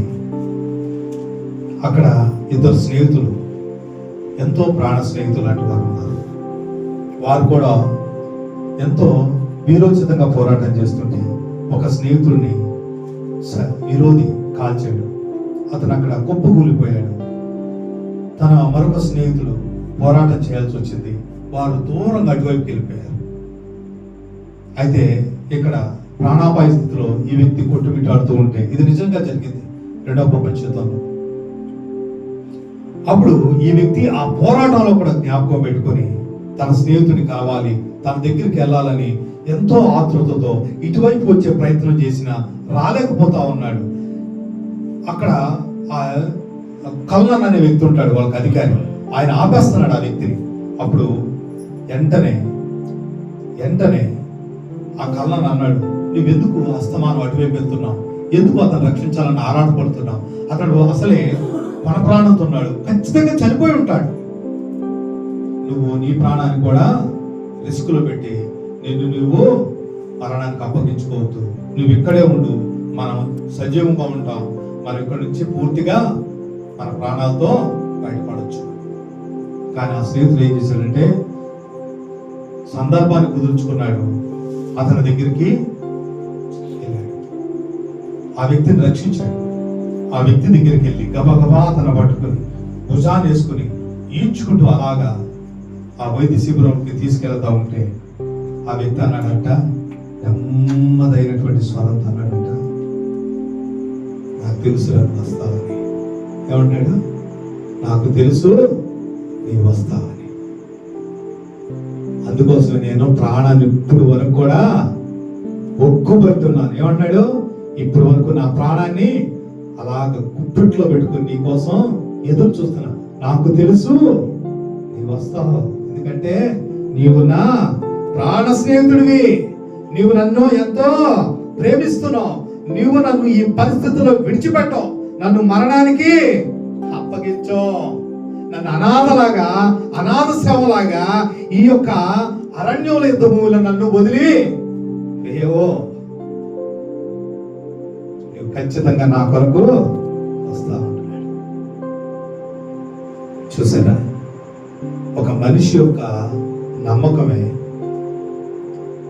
ప్రేమే తన స్నేహితుడిని అంతగా కదిలించి అతన్ని రక్షించేదానికి ఆధారమైతే, మన పరలోకమందు ఉన్నటువంటి మన తండ్రి, మన దేవుడు అంటున్నాడు, నీవు విశ్వాసంతో నాకు ప్రార్థన చేయి, నీ జీవితంలో కొండగా ఉన్న అభ్యంతరాన్ని నేను తీసివేస్తానంటున్నాడు.